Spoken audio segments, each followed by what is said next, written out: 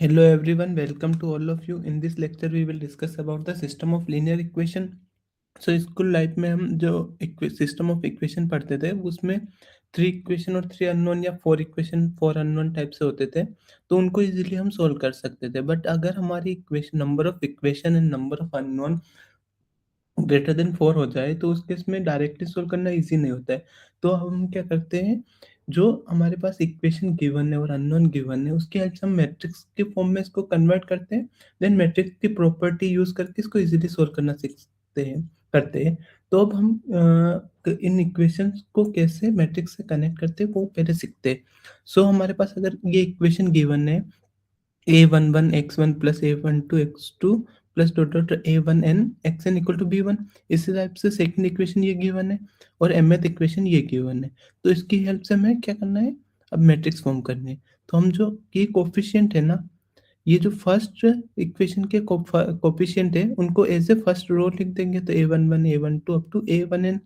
Second row के second equation के coefficient को एज ए सेकंड रो लिख देंगे. mth इक्वेशन को एज ए mth रो लिख देंगे और अननोन को इस मैट्रिक्स में लिख देंगे x1 x2 up to xn. और जो हमारे कांस्टेंट गिवन होते हैं b1 b2 up to bm उसको लिख देंगे b1 b2 bm. तो जो हमारा सिस्टम बन जाएगा वो क्या बन जाएगा, ax times ax equal to b. और जो मैट्रिक्स A होती है ना उसको हम बोलते हैं कोफिशिएंट मैट्रिक्स और इसकी एंट्रीज आती है मेरी फील्ड से. B जो होता है वो होता है कांस्टेंट मैट्रिक्स और जो x होता है वो वेरिएबल मैट्रिक्स होता है. तो जो हम ऑगमेंटेड मैट्रिक्स बनाते हैं तो ऑगमेंटेड मैट्रिक्स क्या होती है, अगर जो मैट्रिक्स ए है और ए और जो बी मैट्रिक्स है उसकी हेल्प से हम नए मैट्रिक्स बनाते हैं तो उसको ऑगमेंटेड मैट्रिक्स करते हैं. तो कैसे बनाते हैं उस मैट्रिक्स को, जो ए के जो कॉलम है उसमें एक एक्स्ट्रा कॉलम ऐड कर देते हैं.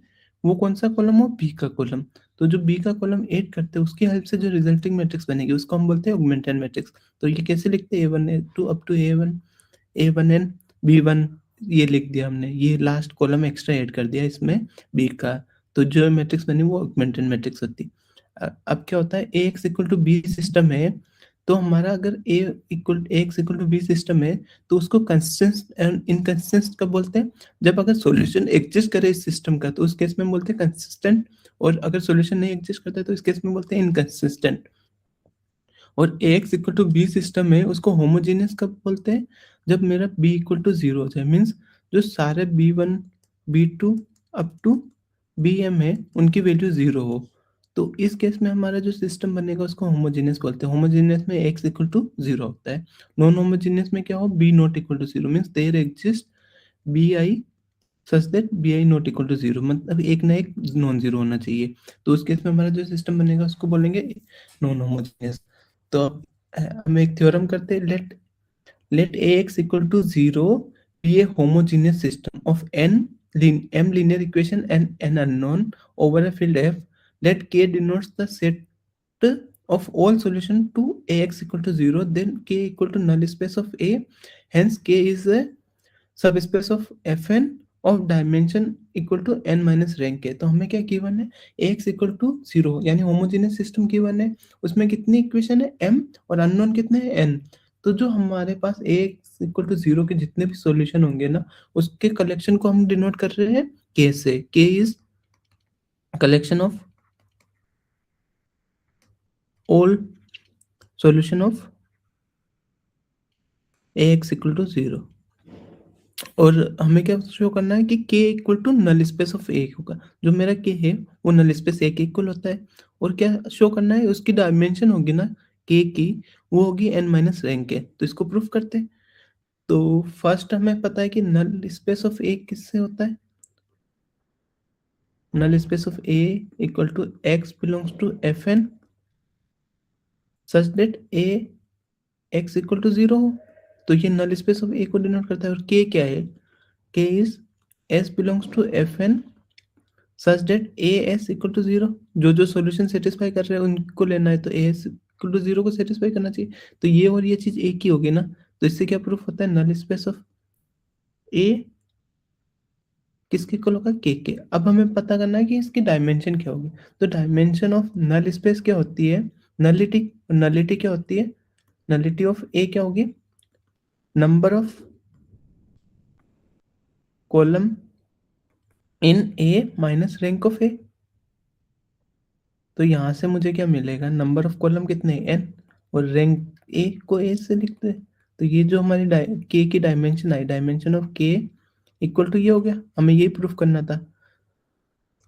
नेक्स्ट जो है theorem, if m is less than n, मेरे पास जो नंबर ऑफ इक्वेशन है वो m है और नंबर ऑफ अननोन n है, तो m is less than n, the system ax equal to 0 has a non zero solution. Means x ऐसा एक सॉल्यूशन एग्जिस्ट करेगा इस सिस्टम का, होमोजेनियस का, जिस जो नॉन जीरो हो। मींस लाइक 1 0 0 इस टाइप से कोई एक ना एक सॉल्यूशन एग्जिस्ट कर रहा होगा इसका। तो हमें ये आइडिया लगाना है। तो हम अभी ऊपर प्रूफ कर रहे थे कि डायमेंशन ऑफ के होता है n माइनस रैंक ए, और n, ये जो मेरी रैंक है इसकी रैंक क्या होगी, rank of A less than equal to होगी minimum of m comma n, और m जो है m माइनस n में से मिनिमम कौन सा है m, तो रैंक ऑफ ए जो होगी मेरी वो less than equal to m होगा। अगर मेरी ये कंडीशन बन रही है तो मैं अगर m को सब्ट्रैक्ट करता हूँ तो मेरा यहाँ पे क्या बन जाएगा, ये m माइनस n, और which is greater than zero. तो डायमेंशन ऑफ k क्या होगी मेरी, ग्रेटर देन जीरो। अगर किसी सेट की डायमेंशन ग्रेटर देन जीरो है तो उसमें एक ना एक नॉन जीरो वेक्टर होगा। क्यों, अगर जीरो वेक्टर ले लिया मैंने तो जीरो तो एलडी होता है ना।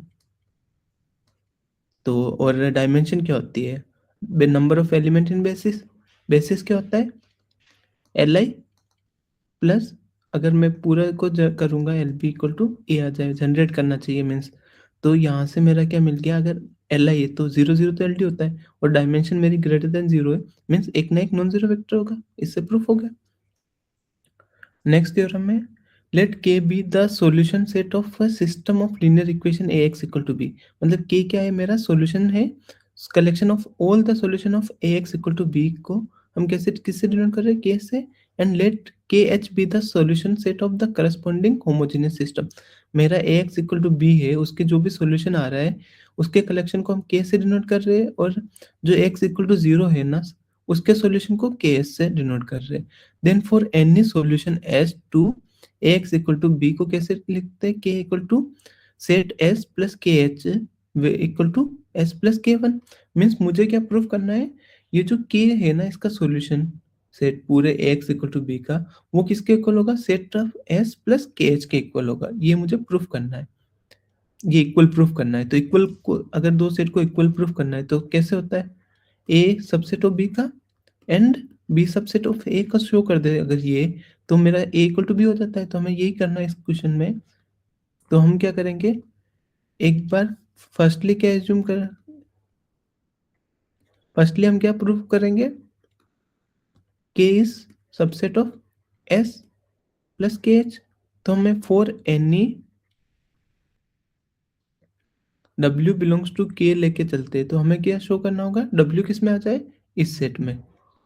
और हमें क्या गिवन है, S is the solution of this. तो S अगर मेरा सॉल्यूशन है तो S के में होगा, तो वो क्या सेटिस्फाई करेगा, A is equal to B. और यहाँ से अगर मैं W बिलोंग्स टू के लेके चला हूँ, ये भी सॉल्यूशन सेट है, तो ये भी सेटिस्फाई करेगा A W equal to B को। अगर मैं W माइनस एस लेके चलता हूँ तो A W माइनस एस करूँगा, तो ये क्या होगा, A W minus A S, वो क्या होगा, B minus B equal to zero. तो यहाँ से W माइनस एस किस में चला जाएगा, के एच में, क्योंकि W माइनस एस जो है ना सॉल्यूशन हो गया, सेटिस्फाई कर रहा है इसको। तो W माइनस एस किस में चला जाएगा, के एच में। तो there exist K one belongs to K H such that K one equal to W minus S.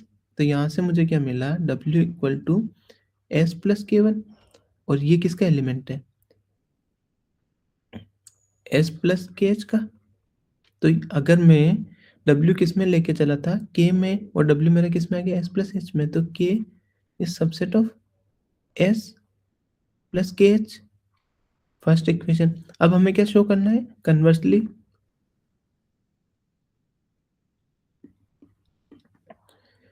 S plus K H subset होगा K का। तो हम इसका एक एलिमेंट लेके चलते हैं, तो एलिमेंट लिखते हैं S plus K one belongs to S plus K H.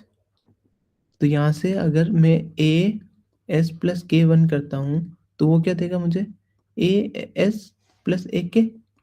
और के वन कहाँ से है, के एच से, और के एच अगर ये है तो सेटिस्फाई करेगा, means A S equal to zero हो जाएगा।